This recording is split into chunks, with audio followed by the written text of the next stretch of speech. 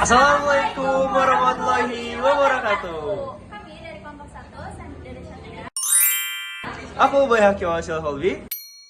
Aku Felicia Cantika Sabila. Aku Keisha Maharani. Saya Alia Mutiara Fadli. Dan kita ada di mana, guys? Kita ada di Museum Mandala Wangsit Siliwangi. Oke, jangan lupa nonton dan perjalanan kita ya, guys. Dadah.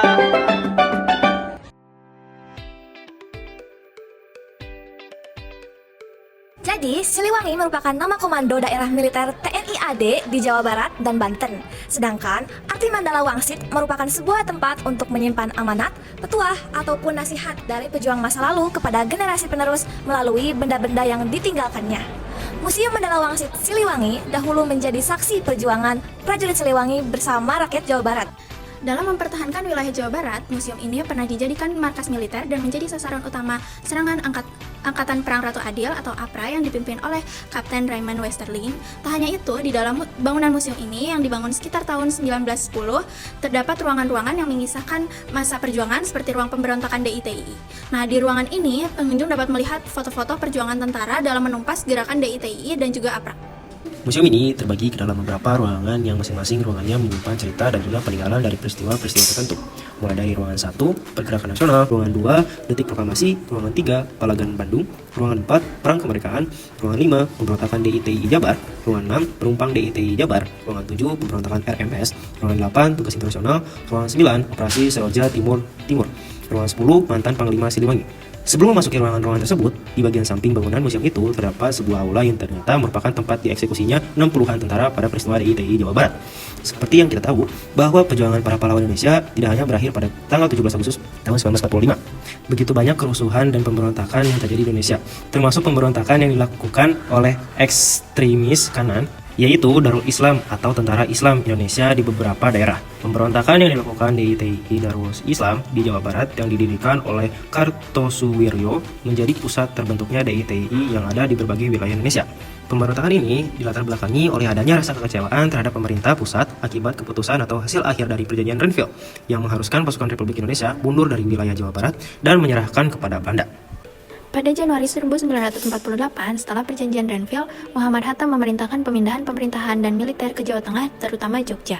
Kartosuwiryo dan pasukannya menolak perintah dan tetap berada di wilayah Jawa Barat sambil melakukan perlawanan fisik terhadap sekutu yang ingin membentuk negara Pasundan.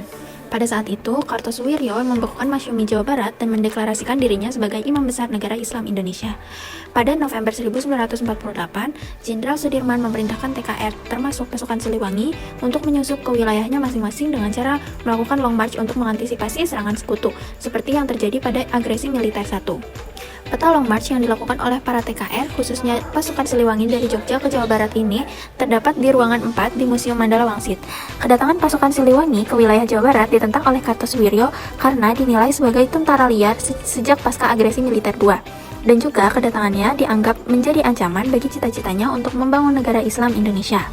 Pada ruangan 5, terhadap lukisan dan juga dokumentasi yang menggambarkan situasi perselisihan antara tentara DITI dengan pasukan Siliwangi, bahkan sampai terjadinya peristiwa peracunan kepada pasukan Siliwangi di Banjar Selatan oleh tentara DITI. Pada 7 Agustus 1949, Kartosuwiryo secara resmi memproklamasikan berdirinya negara Islam Indonesia di Jawa Barat. Pasukannya dikenal sebagai Tentara Islam Indonesia. Mereka justru melakukan aksi penyerangan dan perampokan warga di sekitar Jawa Barat karena dianggap sebagai ancaman bagi negara Islam Indonesia. Terdapat pula bukti peristiwa Trowek yang dilakukan oleh pasukan DITI kepada kereta api yang ditumpangi rakyat di sekitar Trowek, Priangan Timur. Ruangan 6 berisikan tentang bukti dan dokumentasi peristiwa kehancuran DITI. Sebagai upaya damai, Kabinet Natsir membujuk DITI Jawa Barat untuk menyerah dan menjanjikan mereka masuk dalam organisasi militer negara, yaitu Angkatan Bersenjata dan Angkatan Kepolisian. Upaya ini tidak berhasil dilakukan sehingga mendorong TNI untuk melakukan upaya militer. Nah, di ruangan ini juga terdapat miniatur yang menggambarkan operasi pagar betis yang dilakukan di bawah pimpinan Aha Nasution untuk memutus ruang gerak musuh dan memutus suplai makanannya. Setelah membuat stamina pasukan TNI menurun, TNI melakukan serangan pamungkas dalam operasi Bratayuda dan berhasil menangkap Kartosuwiryo untuk diadili dan Kartosuwiryo berakhir dijatuhi hukuman mati.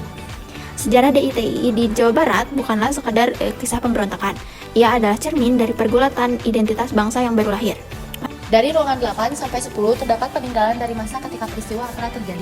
Dalam masyarakat Jawa terdapat ramalan kuno dari Prabu Jayabaya tentang adanya Ratu Adil, sosok penyelamat yang akan membebaskan rakyat dari penindasan. Salah satu hasil dari perundingan KMB adalah digabungkannya TNI atau Tentara Republik Indonesia dengan KNIL atau Tentara Kerajaan Hindia Belanda, menimbulkan keraguan dari mantan personel KNIL karena sejarah permusuhan antara TNI dan KNIL. Raymond Westerling, mantan perwakilan KNIL, memanfaatkan mitos ini untuk menarik simpati rakyat Indonesia dan membentuk APRA, Angkatan Perang Ratu Adil.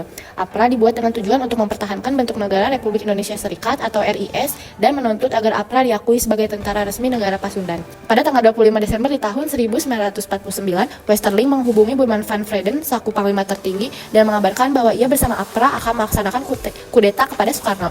Setelah dilaksanakannya serah terima kedaulatan Belanda kepada Indonesia.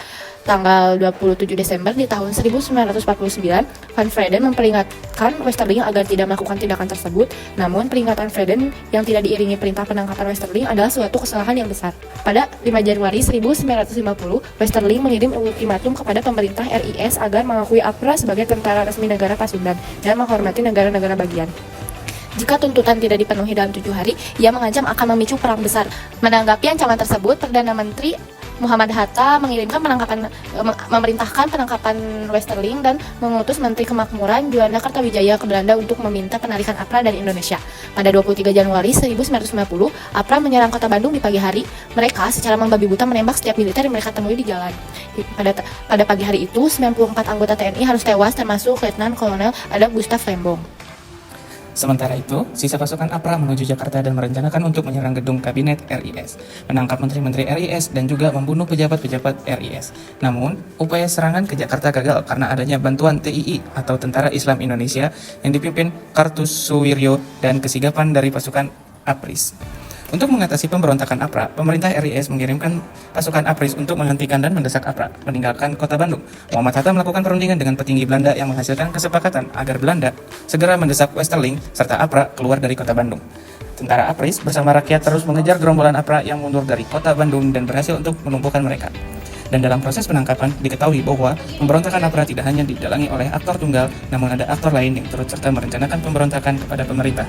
Fakta pentingnya adalah sebagian pemberontakan dan kerusuhan ini terjadi di tempat ini, yaitu Museum Mandala Wangsit ini.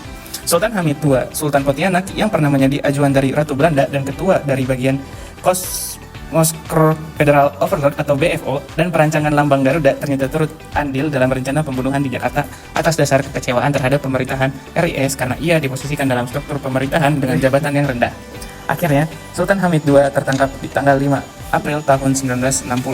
Westerling yang melihat APRA semakin di ujung tanduk memutuskan melarikan diri. Dampak dari tindakan APRA mengakibatkan semakin cepat proses runtuhnya Republik Indonesia Serikat. Gerakan demonstrasi anti-federal mulai menyeruak di seluruh wilayah Jawa Barat dan keinginan untuk kembali bersatu sebagai sebuah negara kesatuan mulai terjadi di setiap negara bagian. Oke teman-teman, kita semua sudah selesai menelusuri Museum Mandala Wangsit Siliwangi. Oke guys, tapi sayangnya kita nggak dapat mendokumentasikan isi museumnya itu guys, karena dari pihaknya tidak mengizinkan untuk mendokumentasikan. Tapi kita juga dapat mendokumentasikan beberapa yang telah diizinkan dari pihak museum itu sendiri. Oke, mungkin segitu aja vlog kita. Terima kasih yang udah menonton dan sampai jumpa. Wassalamualaikum warahmatullahi wabarakatuh.